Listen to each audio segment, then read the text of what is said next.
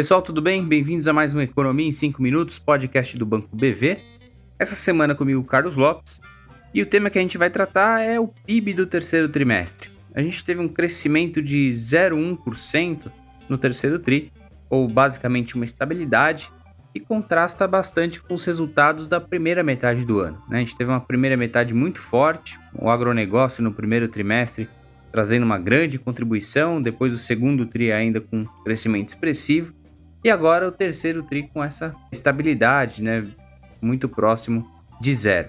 E essa mesma cara deve se repetir no quarto trimestre, ou seja, a gente deve ter uma segunda metade do ano fraca, né, muito diferente da primeira metade. Olhando para o terceiro trimestre especificamente, a gente vê uma queda do agronegócio, mas que era natural e esperado, dado que o primeiro tri foi uma expansão recorde ali da produção e agora devolve parte dessas altas, e um crescimento de 0,6 da indústria. A indústria, apesar do crescimento no trimestre, ela tem sido uma grande perdedora do ano, né, com um crescimento menos expressivo se comparado ao setor de serviços. No terceiro trimestre especificamente, quem foi melhor foram as utilidades públicas, energia, água, esgoto. E se não fosse isso, a indústria teria tido um crescimento bem mais próximo de zero, né? A indústria, principalmente de transformação, tem tido um desempenho bem fraco. O setor de serviços cresceu 0,6 também, mas quando a gente olha para as aberturas desses setores, o jeitão é muito melhor, né? Exceto o setor de transportes, no terceiro trimestre, todos os demais setores mostraram crescimento de moderado a forte, então atividades financeiras, atividades imobiliárias, comércio, serviços de informação, todos eles com expansões relevantes. É um grande beneficiado esse ano em função do crescimento da renda e de um mercado de trabalho muito saudável ainda, impulsionando aí o consumo de serviços. Sobre a outra ótica do PIB, né, a ótica da demanda, então consumo indo muito bem, investimento indo muito mal, então isso acaba se refletindo também na indústria e nos serviços, e também uma contribuição relevante do setor externo, né? O país exportou mais, importou menos e acaba tendo essa ajuda então do crescimento global. No acumulado de 4 trimestres, né, então saindo aqui do terceiro e olhando o acumulado dos últimos 4 trimestres, a fotografia é a mesma.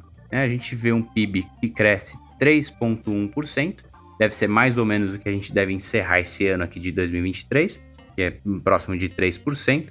O agronegócio com crescimento de 14%, ou seja, aquela expansão no primeiro trimestre já garante esse resultado muito forte do agronegócio nesse acumulado.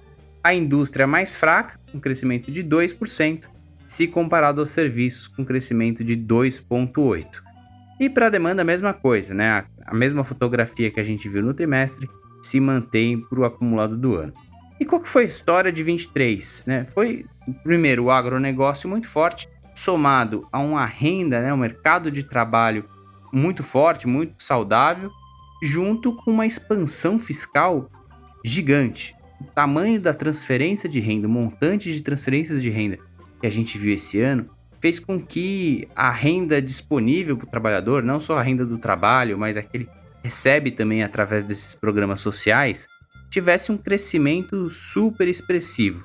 Então, se a gente junta tanto o bom desempenho do agro quanto o bom desempenho da renda, isso explica esse crescimento de serviços no ano e também do consumo. Por outro lado, foi um ano ainda de juros bastante alto, o mercado de crédito mais apertado, e isso prejudicou tanto o crescimento da indústria, como principalmente do investimento, né, que no acumulado do ano está caindo 1%. E quando a gente olha para o ano que vem, a história deve ser um pouco inversa, né? Tanto o agronegócio quanto o mercado de trabalho tendem a não ter o mesmo desempenho tão forte quanto foi esse ano, e por outro lado, os juros em queda e o mercado de crédito voltando a aquecer devem contribuir para tanto a indústria, né, quanto os investimentos de forma geral retomarem. Então, a composição do crescimento no ano que vem deve ser contrária um pouco à desse ano. O resultado não é ruim. A gente tem um crescimento em 23 de 3% e para 2024 um crescimento de 1,5%. É metade do que a gente cresceu esse ano, mas ainda não é um crescimento ruim e mantém uma média acima do ritmo de crescimento que a gente tinha antes da pandemia. Então não é um resultado fraco, embora com uma composição bem distinta do que a gente viu esse ano, favorecendo um pouco mais aqueles setores dependentes de juros e de crédito e favorecendo menos os setores do agronegócio e aqueles dependentes da renda, tanto do trabalho quanto das transferências fiscais. Tá certo? Pessoal, obrigado por mais esse episódio. Até semana que vem. Um abraço.